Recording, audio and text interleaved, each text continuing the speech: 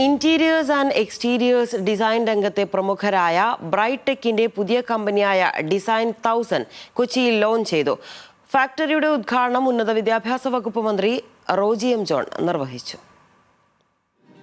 എറണാകുളം പിറവത്ത് 2.5 ലക്ഷം square ഫീറ്റിലുള്ള ഫാക്ടറിയാണ് ഉദ്ഘാടനം ചെയ്തത്.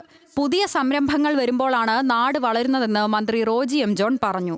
ഇത്തരം നിക്ഷേപങ്ങളും സംരംഭങ്ങളും ഒക്കെ വരുമ്പോഴാണ് നമുക്ക് കൂടുതൽ ആളുകൾക്ക് തൊഴിലവസരങ്ങൾ ലഭിക്കുന്നതും അതുവഴി നമ്മുടെ സമ്പദ് വ്യവസ്ഥയ്ക്ക് കൂടുതൽ വളർച്ച കൈവരിക്കുകയും സംസ്ഥാന ഖജനാവിന് ഉൾപ്പെടെ അതിന് പ്രയോജനം ലഭിക്കുകയും ഒക്കെ ചെയ്യുന്നത്. അതുകൊണ്ട് ഇതുപോലുള്ള സംരംഭങ്ങൾ തീർച്ചയായിട്ടും പ്രോത്സാഹിപ്പിക്കപ്പെടേണ്ടത് തന്നെയാണ്. Joy Alukkas group chairperson Joy Alukkas company launch ചെയ്തു. നോവൽറ്റി ഉടമ EP ജോർജിന് ആദ്യ വിൽപ്പന നടത്തി.